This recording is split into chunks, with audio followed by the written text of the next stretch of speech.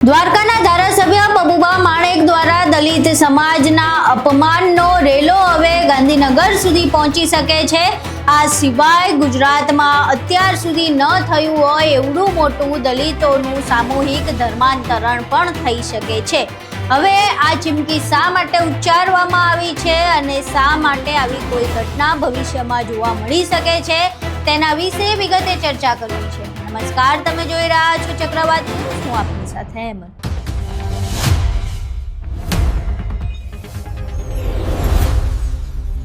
દેવભૂમિ દ્વારકાના ધારાસભ્ય પબુભા માણેક દ્વારા થોડા સમય પહેલા દલિત સમાજ માટે એક ગ્રાન્ટની મંજૂરી માટે પત્ર લખવામાં આવ્યો હતો। આ પત્રમાં સમાજના લોકો માટે ગેરબંધારણીય શબ્દનો ઉપયોગ કરવામાં આવ્યો હતો। આ શબ્દ ન ફક્ત ગેરબંધારણીય છે પરંતુ SC/ST એટ્રોસિટી એક્ટ હેઠળ ગુનાહિત શાખામાં પણ આવે છે। જ્યારે આ પત્ર સામે આવ્યો ત્યારથી લઈને અત્યાર સુધી દલિત સમાજના આગેવાનો દ્વારા પબુભા માણેક પાસે માફીની માંગ કરવામાં આવી રહી હતી। તેમ છતાંય પબુભા માણેક દ્વારા આ મામલે કોઈ પણ માફી માંગવામાં આવી નથી। પબુભા માણેક દ્વારા માફી ન માંગવામાં આવી ત્યારબાદ દલિત સમાજના આગેવાનો દ્વારા આ મામલે પોલીસ સ્ટેશનમાં ફરિયાદ દાખલ કરવાનો પ્રયાસ કરવામાં આવ્યો। જોકે પોલીસ દ્વારા એવું કહેવામાં આવ્યું કે આ મામલે ફરિયાદ દાખલ થઈ શકશે નહીં। ત્યારબાદ આ મામલે દલિત સમાજ એક થયો અને 14 જૂને દ્વારકામાં એક મહાસંમેલનનું આયોજન કરવામાં આવ્યું। આ મહાસંમેલનમાં મોટી સંખ્યામાં દલિતો એકઠા થયા હતા અને પબુભા માણેક સામે બાયો ચડાવી હતી।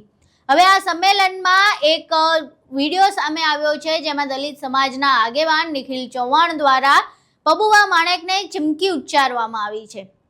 પબુભા માણેકને કહેવામાં આવ્યું છે કાં તો તમે માફી માંગો, જો એ માફી નહીં માંગે તો પછી આ મામલે ફરિયાદ દાખલ કરવામાં આવે અને જો ફરિયાદ પણ દાખલ નથી થતી તો પછી હવે આ સમગ્ર મામલે એટલી મોટી સંખ્યામાં અહીંયા મહાસંમેલનમાં લોકો એકઠા થયા છે। હવે આ તમામ લોકો દિલ્હી સુધી જશે અને જો તો પણ આ મામલે ફરિયાદ દાખલ નહીં કરવામાં આવે આરોપી સામે તો પછી ગુજરાતમાં જે સંખ્યામાં લોકો બેઠા છે એના કરતાં બમણી સંખ્યામાં જે દલિતો છે એ ધર્માંતરણ કરશે।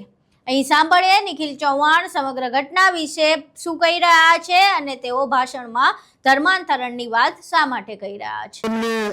જાહેર કરતા પહેલા જો આ સંમેલન બાદ આ તંત્ર દ્વારા જે પણ આરોપી છે આરોપી વિરુદ્ધ ફરિયાદ લેવામાં નહીં આવે તો આનાથી પણ મોટી ધર્મ પરિવર્તનની સભા અમે કરવાના છીએ અને અહીંથી ગાંધીનગર નહીં પણ દિલ્હી સુધી કૂચ કરવાના છીએ। એ આ તંત્ર અને આ દેવભૂમિ દ્વારકાના SP નોંધ લે અને એની તમામ જવાબદારી આ દ્વારકા પોલીસની રહેશે। જે આવડું મોટું ધર્મ પરિવર્તન થશે ને એની તમામ જવાબદારી આ દ્વારકા પોલીસની રહેશે। અહીં તમે દલિત આગેવાન નિખિલ ચૌહાણને સાંભળ્યા। હવે જે પ્રમાણે એમણે વાત કરી છે કે જો આ મામલે કોઈ આરોપી સામે ફરિયાદ દાખલ નહીં થાય તો પછી સામૂહિક ધર્માંતરણનું આયોજન પણ કરવામાં આવશે। હવે જે સંખ્યામાં તમે ત્યાં હાજર લોકો જોઈ શકો છો, મોટી સંખ્યામાં દલિત સમાજના લોકો એકઠા થયા છે। આ ભીડ જ સાબિત કરે છે કે પબુભા માણેક સામે દલિત સમાજનો આક્રોશ કેટલો મોટો છે।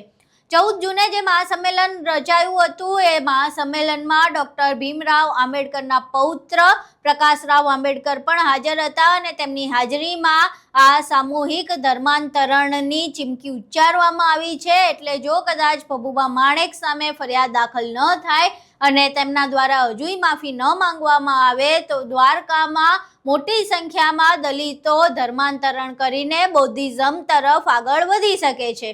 હવે જે પ્રમાણે ચીમકી ઉચ્ચારવામાં આવી છે એ પ્રમાણે આ મામલો દિલ્હી પણ પહોંચી શકે છે અને દિલ્હીમાં પણ નિરાકરણ નહીં આવે તો પછી સામૂહિક ધર્માંતરણની ચીમકી ઉચ્ચારાઈ છે। હવે આ સમગ્ર વિડીયો સામે આવ્યો છે। વિડીયો અને જે આખી ઘટના છે તેના વિશે તમારું શું માનવું છે? જે ચીમકી ઉચ્ચારવામાં આવી છે કેટલી યોગ્ય છે? તમારા મંતવ્યો અમને કોમેન્ટ બોક્સમાં જરૂર જણાવજો। વિડીયો પસંદ આવ્યો હોય તો વિડીયોને લાઇક કરજો, શેર કરજો અને અમારી ચેનલને સબસ્ક્રાઇબ કરવાનું ભૂલશો નહીં। નમસ્કાર।